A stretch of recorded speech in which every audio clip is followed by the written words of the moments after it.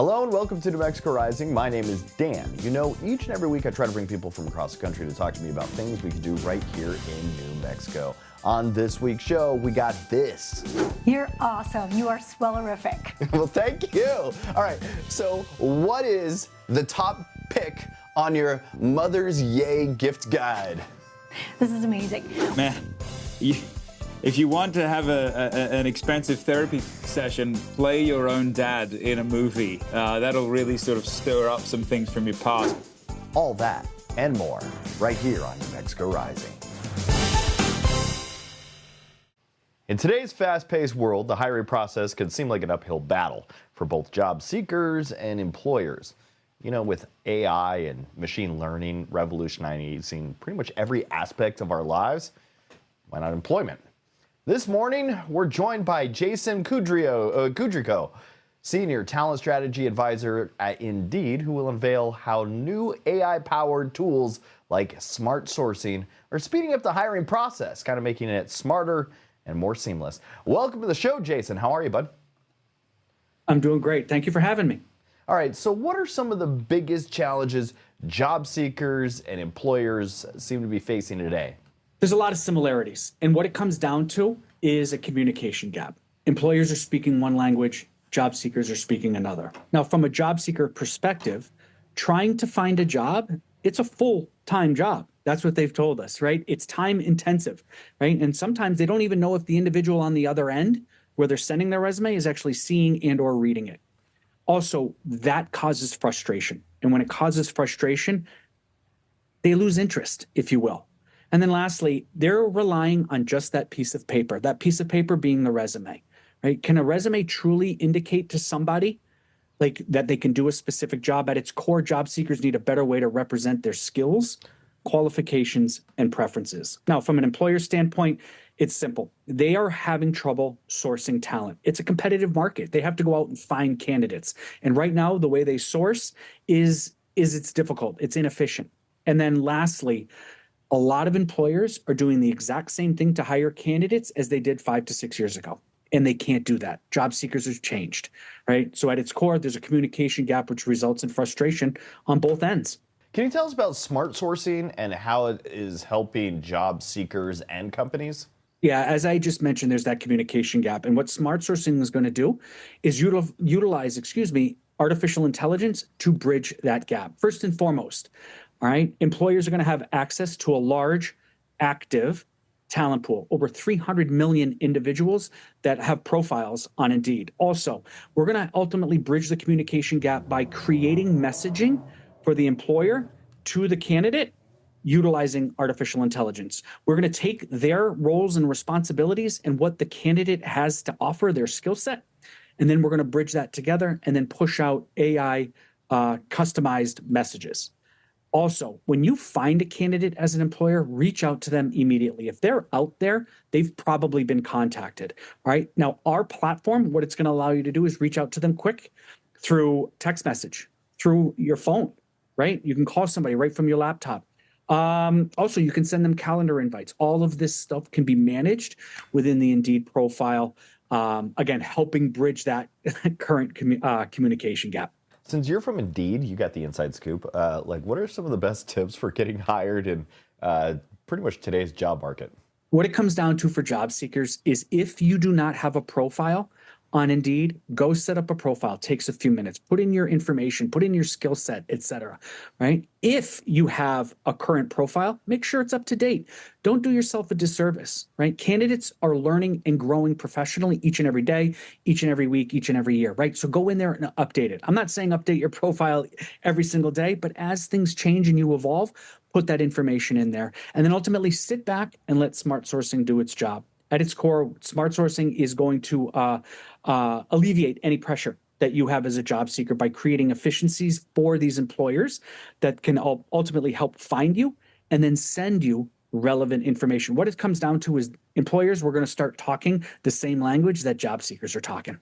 And what are some future hiring trends and how can AI play a role? AI is here. AI is not going anywhere, and AI is going to evolve. So what it comes down to is this. We have research that indicates that virtually every single job will be impacted by Gen AI to some capacity. So learn it, embrace it, right? And then also be strategic. Don't just rely on AI to do everything. We know AI cannot hire somebody from start to finish. AI will ultimately help you complete those administrative tasks to help you save time, but you need to leave time for that human touch, that human connectivity. Jason Kudrikow, thanks for joining me this morning. Where can we go for more information? Indeed.com. Thanks again for joining me, my friend. I appreciate it. Have a great day.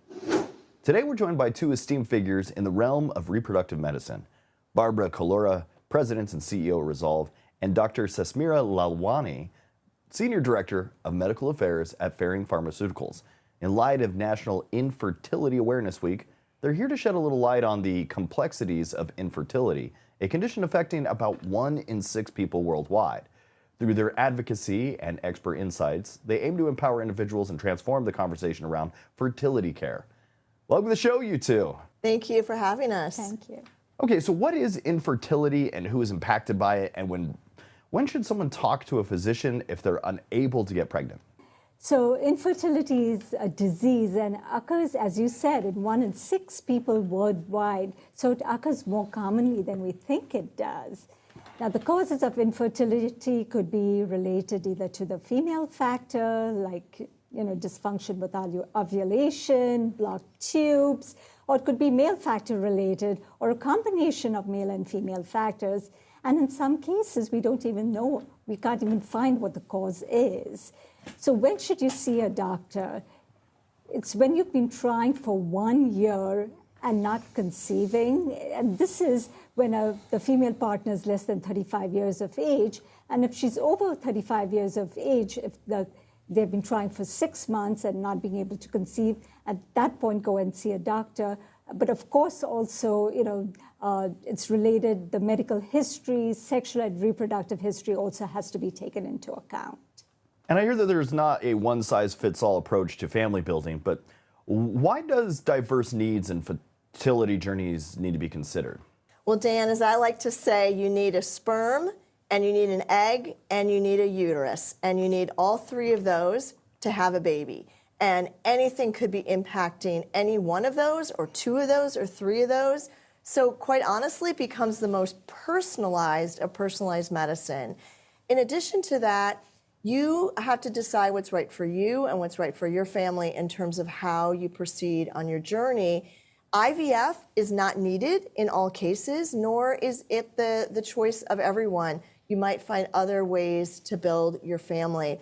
You might also be accessing care because maybe you're going through a cancer diagnosis and you want to preserve your sperm or your egg before you go through that medical treatment like chemotherapy to have a family later in life. So there's so many reasons why you might access this care.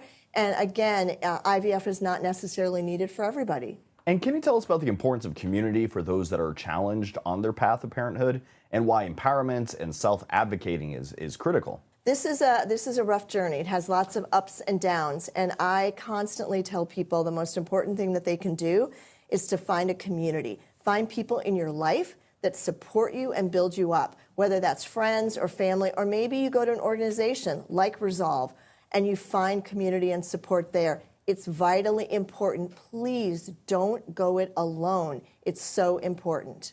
So why is working to increase access to fertility care for everyone must take center stage now more than ever? Well, I'm just going to say that one of the things that we find at Resolve is our patients tell us over and over that one of the biggest reasons that they can't access the medical care they need is because they don't have health insurance for it. So, Dan, it's a key part of our advocacy efforts is ensuring that people have adequate and comprehensive health care for this needed medical treatment. Barbara, Sasmira, thanks for joining me this morning. Where can we go for more information? So you could go there to trusted resources like resolve.org. Ferrin has its own website, fertilityoutloud.com, and also go to your healthcare provider to get some information. Thanks to you two for joining me this morning. Thank you. Now the spring has sprung and more people are out dining, shopping, and traveling. It's crucial for business to focus on cleanliness. That's the message from TV host and superstar chef Michael Symon, who is teaming up with Ecolab to explain the importance of scientific clean for restaurants, hotels, and businesses. You know, Chef Symon is a James Beard Award winner, a New York Times best-selling author, and can be seen on the Food Network shows 24 in 24, Last Chef Standing, and Symon's Dinners, Cooking Out. He's also the former host of the network TV show The Chew. Welcome to the show, Michael Symon. How are you? I'm doing great, Dan. Thanks for having me. All right, so what does cleanliness do for restaurants, hotels, and other public spaces? You know, Dan, I mean, for me, whether I'm doing the show, whether I'm cooking at home, whether I'm at one of my restaurants like Mabel's, you know, cleanliness is always priority number one. So that is one of the reasons I've partnered up with Ecolab, and I want people to be more aware of the Ecolab Science Certified program. You know, it's a great program that not only is going to help my staff do things the right way and protect my staff, but also let the consumer come in and have that fantastic experience where they could enjoy dinner and not have to worry about the restaurant being tidy. So why is this level of clean so important for business owners? Well, the Ecolab Science Certified program, it addresses high guest expectations, from cleaning to disinfecting to food safety. And it also is going to ultimately help the partners not only enhance the guest experience, but enhance their bottom line. So what are some of the components of the program? Well, the Ecolab Science Certified program, it includes a few key elements. I think they're essential for business owners, from its innovative products, its in-depth training, a lot of breakthrough technology, and it really helps streamline operations for the restaurateur, and allows the guests to, have an enhanced experience with less worries. As a chef and business owner, why is Science Certified Clean so effective? Because the guest gets to see the Ecolab Science Certified seal, which lets them know that we're taking those extra steps and worrying about things so they don't have to. And what are some of the other benefits of the Ecolab Science Certified seal and program? Well, for businesses, it's about cleaner and safer. So it's not only cleaner and safer for our consumer, but it's cleaner and safer for our staff.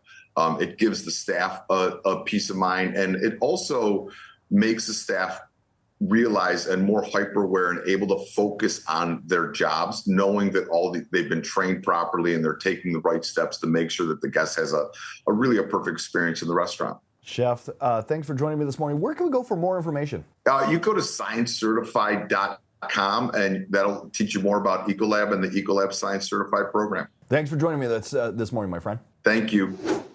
Today, we delve into a pressing issue affecting our veterans' health care.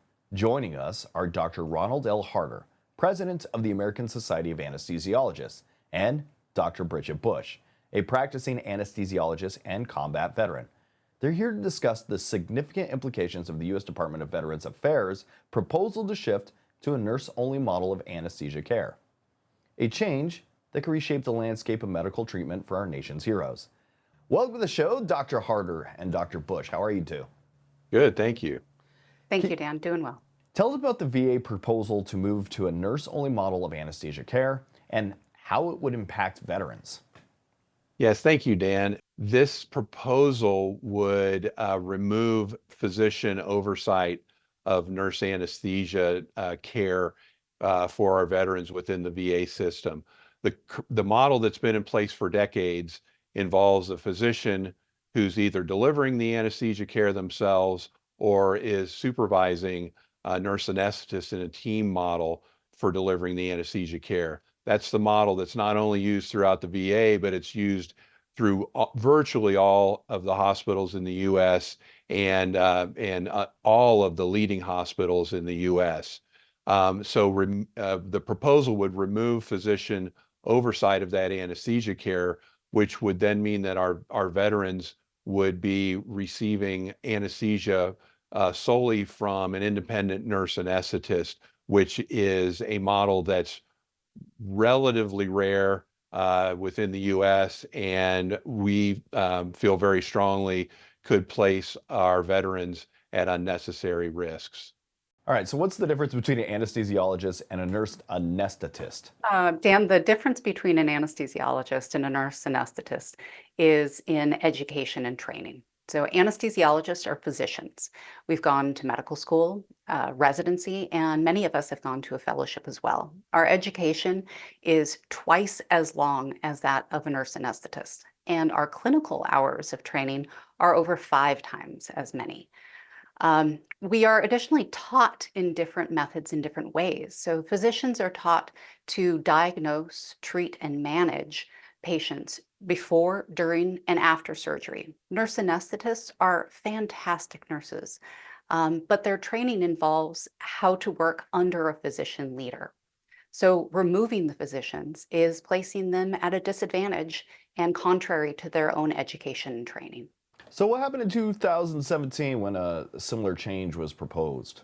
So in 2017, after several years of extensive study and review by the VA, and in which more than 200,000 comments were submitted to the Federal Register concerning a proposal, similar proposal that was being considered at that time, the VA decided that rightly to retain the team-based, physician-led model of care for anesthesia care for our veterans within the VA system. Really, nothing has changed since then that would require considering this proposal again. And the VA's own data shows that there's no shortage of anesthesia providers within the VA system. So it would not do anything to improve access. It doesn't reduce costs, and it just places our veterans at unnecessary increased risks. So what can we do to help protect veterans' health and safety? Well, we're asking, Dan, that every American citizen, all of your viewers, go to safevacare.org. At this website, they'll be able to learn more about this risky VA proposal, but most importantly, they'll be able to enter comments that will go to their lawmakers. And right now, there are bills in Congress that would protect our veterans and ensure that physicians stay as part of the team of the care of our veterans during anesthesia. So that's safevacare.org. Thank you, too, for joining me this morning, Dr. Harter, Dr. Bush. Thank you for the opportunity. Thank you, Dan. Ready to add a sprinkle of yay to your Mother's Day? Today we have the ever-enthusiastic Meaghan Murphy here to show us the way. She's a mom, lifestyle expert, and she's brought her very own list of top gift ideas that are sure to win over every mom, even those with that like drummer boy syndrome who claim they have everything. Whether your mom is a tech enthusiast or a chocolate lover, Meaghan has a surprise in store for everyone. So get ready to turn this Mother's Day into a Mother's Yay. Welcome to the show, my friend. It is Meaghan Murphy. I love everything you just did there. Yay! Come on, I gotta put your catchphrase in there. You're awesome. You are swellerific. Well, thank you. All right, so what is the top pick on your Mother's Yay gift guide? This is amazing. Well, so I've got 3 kids. I am a busy working mom, so anything that makes my life easier makes me scream yay. And that is why I love HP All-in-One Plan. It is the ultimate printer package. So as the CEO of my home, I do a lot of printing, homework assignments, return address labels, photos. I need a printer I can count on, and the HP All-in-One Plan is amazing. You get a new printer, automatic ink delivery, printer upgrade after 2 years, 24/7 live support, next day replacements. It starts at $6.99 a month. You can do a 30-day risk-free trial, and this is gonna just be the ultimate printer package at hp.com. All right, so do you have any cool gadgets for the tech-savvy mom out there? So I love the iRobot Roomba, and this new iteration, the iRoomba Combo J9 Plus Robot Vacuum and Mop. Yes, I said and mop. So not only does it vacuum, it also mops. So it's a powerful vacuum. It's a dirt detective as far as I'm concerned. And then a deep scrub mop. So the smart scrub mopping, if you're on a hard surface, it is mopping and vacuuming simultaneously, but it is so smart that that mop auto retracts when it hits carpet, so there's never a wet mess. I mean, it is smart. It all works on the iRobot OS. I control mine from my phone. You know, it maps the house. It avoids hazards like shoes or the dog bowl. I mean, this thing is smart.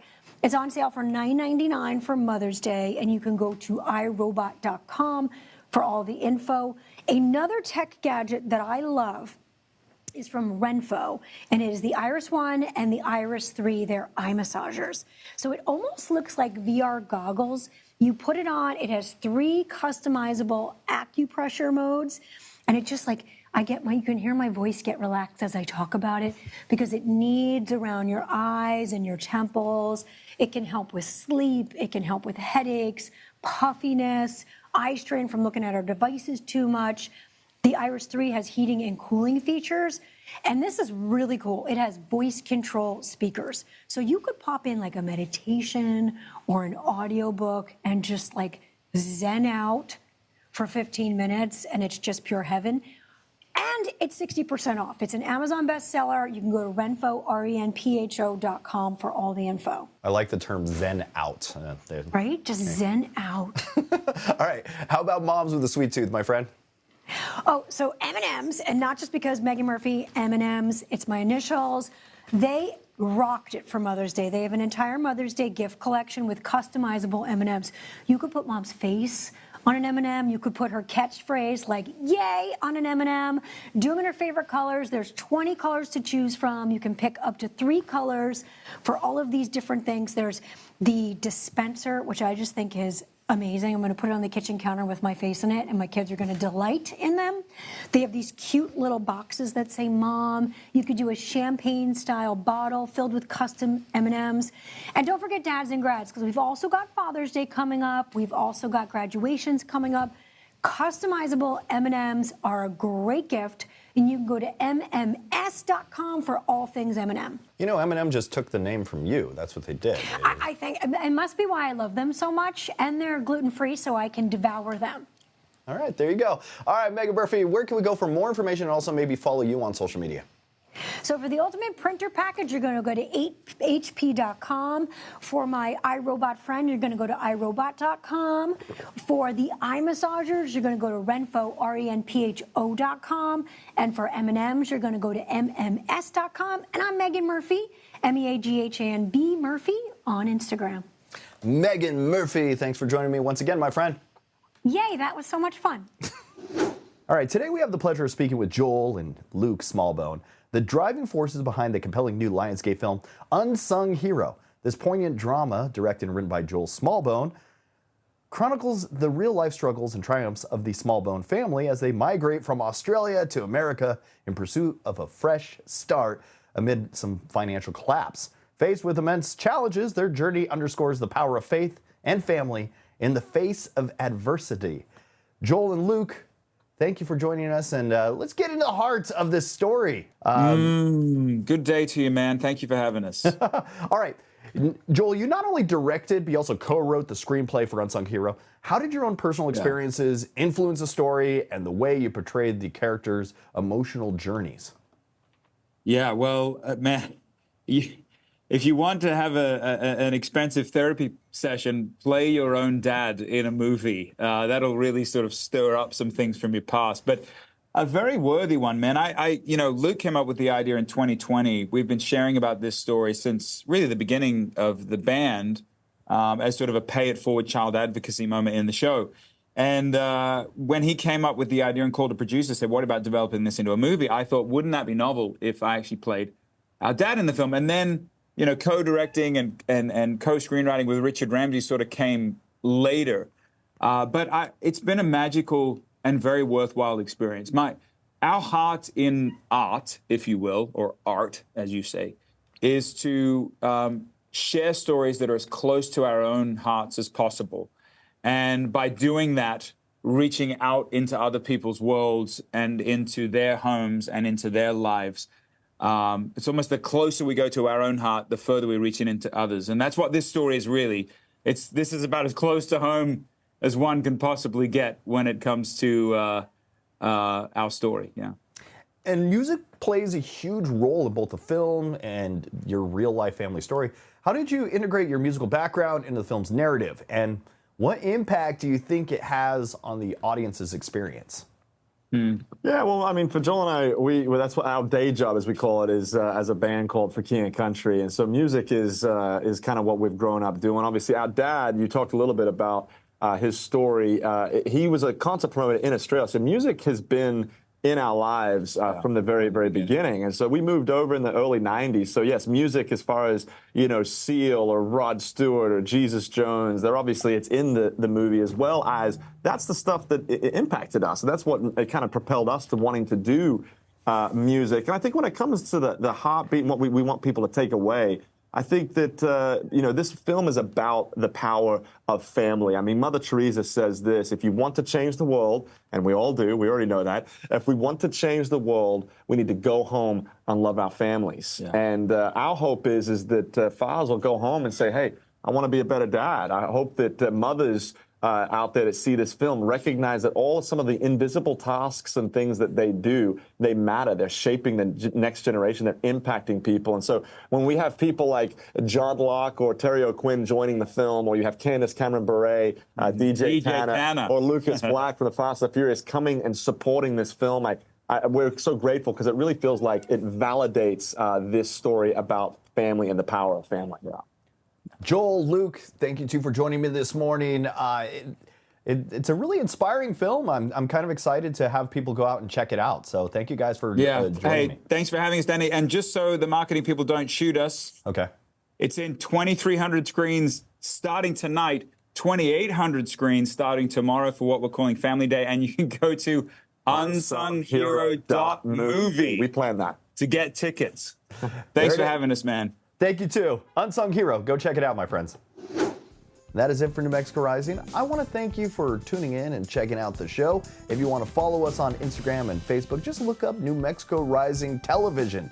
Or if you want to go to our website, that's newmexicorising.com. I put books up there from some of the authors that talk to me, and I put them on there for free. I get a limited quantity, but I give them to you. All you got to do is pay for shipping.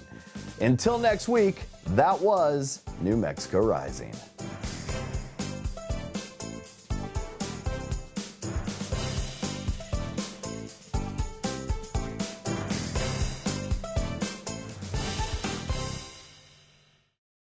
Hey Dan, I'm here at Elysium Therapeutics right now. We're getting ready to do a Thai massage pretty soon. This is Ludo, my therapy dog. So I started this business in 2018. I am a licensed massage therapist. I graduated from UTMI. And my specialties are Thai table massage and Ashiatsu.